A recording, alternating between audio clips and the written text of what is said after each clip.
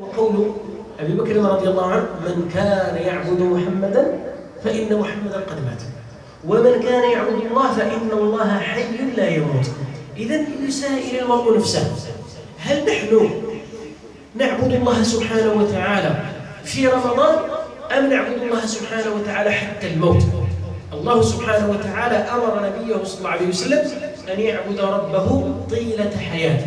قال الله تعالى: واعبد ربك حتى يأتيك اليقين.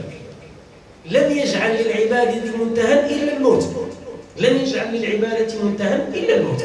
يعني أي حاجة احنا من الأمور ديال الدنيا يكون عندها وقت، ولا مثلا الخدمة كتكمل، كاع الإنسان كيخرج التقاعد كذا كيكمل، لكن العبادة ما فيهاش هادشي. العبادة فيها كتعبد الله سبحانه وتعالى حتى تمشي عند الله سبحانه وتعالى، تعبده حتى تلقاه. واعبد ربك حتى يأتيك اليقين. إذن ما يتقرب به العبد إلى ربه سبحانه وتعالى من أنواع الصلوات، الصيام، الإنفاق، والذكر، وقراءة القرآن، هذا ينبغي أن يبقى مستمرا.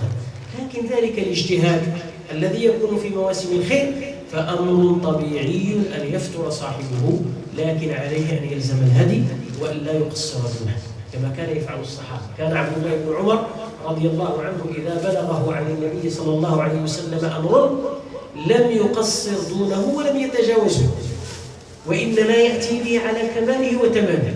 كان إذا بلغه عن النبي صلى الله عليه وسلم أمر لم يتجاوزه، لم يعده ولم يقصر دونه، لم يعده يتعداش ولم يقصر دونه.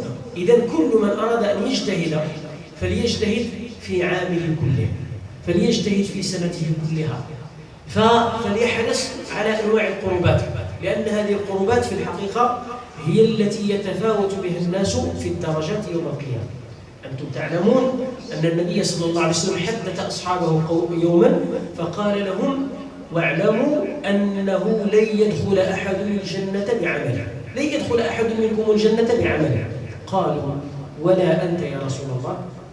يعني ما كاينش شي واحد اللي غادي يدخل الجنة مقابل العمل ديالو، أن يكون العمل ثمنا ومقابلا لجنة عرضها السماوات والأرض، لأن سلعة الله غالية، سلعة الله الجنة، ولا يمكن أن يدفع الإنسان ثمنها مهما عمل.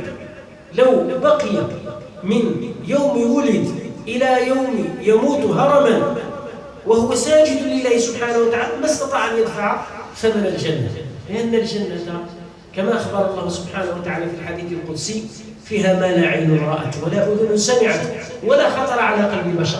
أفيوافيها هذا العمل اليسير، هذا العمل المشوب، هذا العمل الذي تحيط به يعني المحبطات وتحيط به الأكدار من كل جانب؟ لا والله. فلذلك المسلم ينبغي عليه أن يعلم بأنه لا يدخل أحد الجنة بعمله. طيب الصحابة قالوا: ولا أنت يا رسول الله؟ يعني ربما العمل ديالك أنت كثير، يمكن العمل ديالك يدخل الجنة.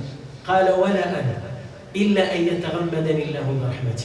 فأخذ العلماء من هذا الحديث أن دخول الجنة إنما هو محض رحمة ومنة ونعمة من الكريم الجواد سبحانه وتعالى. وأما اقتسام الدرجات والرقي في الغرف فإنما هو بحسب أعمال العباد، وهذا هو ميدان التنافس، وفي ذلك فليتنافس المتنافسون. فكان يتنافس الصحابة ويتسابقون على أعمال الخير وأعمال البر لترتفع درجاتهم في القرآن، في الإنفاق، في جميع أعمال البر. الرسول صلى الله عليه وسلم يقول في القرآن: يقال لقارئ القرآن يوم القيامة: اقرأ وارتقي. يقال لقارئ القرآن يوم القيامة اقرأ وارتقي.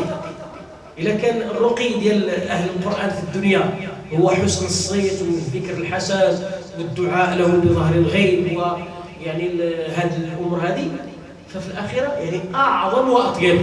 يقال لقارئ القرآن يوم القيامة: اقرأ وارتقي ورتل كما كنت ترتل في الدنيا فإن منزلتك عند آخر آية كنت تقرأها.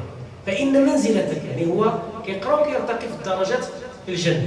فإن منزلة القارئ عند آخر آية كان يقرأها في الدنيا. نسأل الله من فضله. لذلك أيها الإخوة الكرام، هذا الباب هو الذي جئت لأحدثكم عنه.